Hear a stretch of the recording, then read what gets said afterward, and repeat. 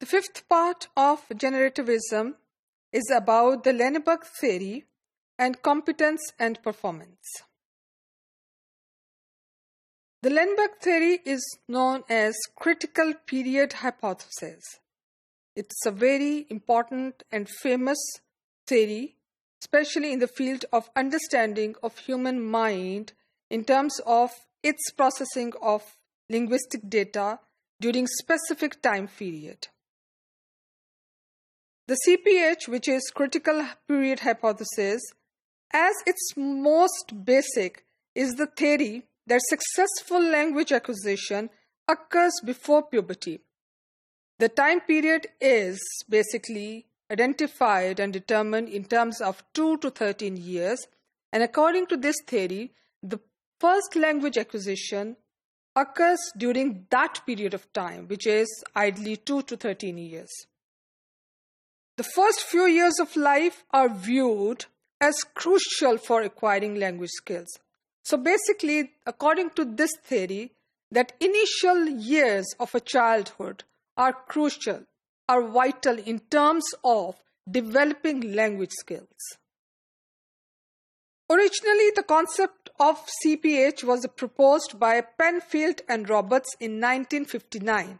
According to them, they hypothesized that progressive lateralization of cerebral functions and continuous myelination in Broca's area and the cortex of the brain meant that the neural substrate, the section used and required for language learning, was no longer available after its closure, which occurred around the critical period of puberty. So according to them, that the very side or domain of a brain which is responsible for language acquisition, if that is ceased to function or if there is a closure, then the language acquisition ceases to process. Later, this concept was developed by Eric Lenneberg in 1967 with the claim that as a result of loss of neural plasticity, an individual could no longer successfully acquire full language skills. Lenneberg emphasized that first language acquisition are predominantly based on two factors, and they are learning takes place during childhood. That first language, especially in terms of first language acquisition, that learning takes place during the initial first few years of childhood, and there is an existence of neurological mechanism which is responsible for that acquisition process. CPH case study of Genie 1970. This is a very famous case study which this particular theory takes into account to justify or to support its hypothesis. Ginny is a fake name given to a 13-year-old girl who was neglected and deprived of language input for 13 years. She was found by some social worker in Los Angeles in America, and later on she was sent to some mental facility for medical treatment. Now for 13 years, she was not given any language input. She could not speak any language, could learn only 100 words. Afterwards, when she was put into a treatment and language input was given, she could only speak or only learn 100 words, but they were also isolated 100 words. She was never able to correctly use grammar or put the words together to make meaningful sentences. So she just learned the 100 words in isolation. She could not come up with grammatically correct sentence structure, as she could not correctly use grammar. Her left hemisphere had never been used until age of 13, after it lost its ability to learn language. So the left hemisphere, which is responsible for the processing of language input, it was not used for 13 years.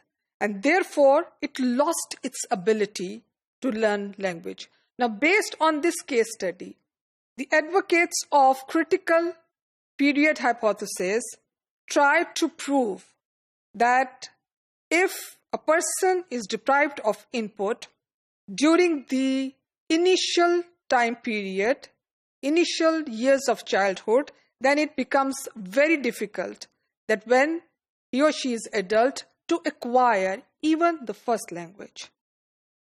Competence and performance. These are the two concepts given by Chomsky, where he says that competence has everything to do with native speakers' knowledge of his language, system of rules that are mastered, and the ability to understand and produce infinite number of sentences.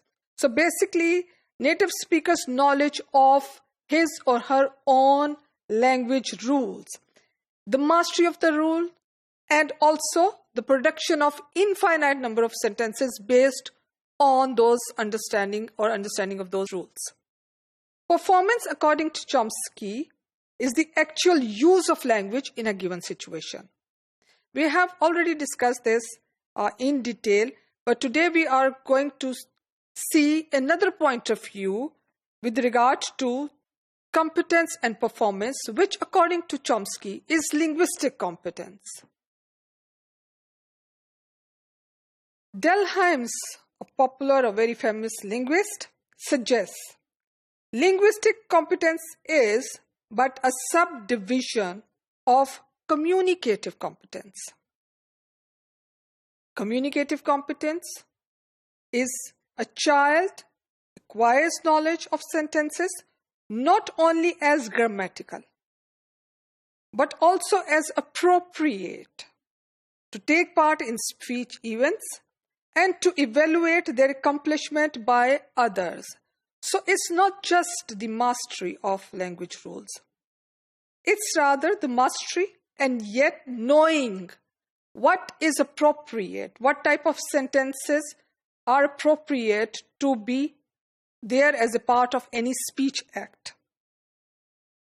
Not only that, the appropriacy, and later on, after the production or utterances of those sentences, evaluating whether those speech acts have been able to accomplish the desired results.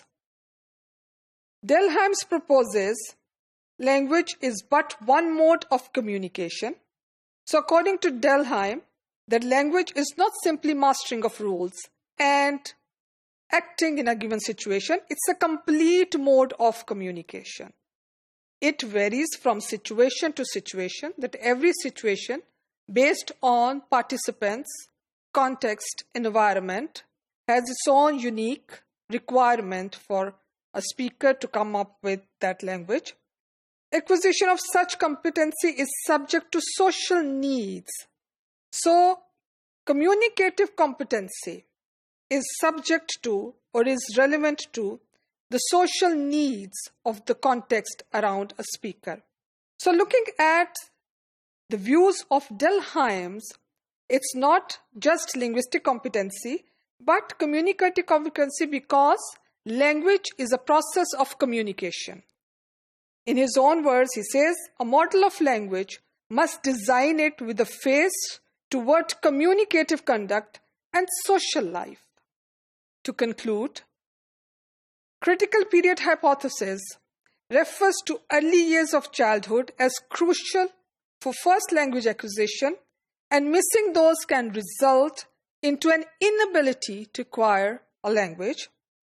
Chomsky's competence and performance refer to mastery of language and their use in a situation, whereas Himes proposes the communicative competence instead of linguistic competence.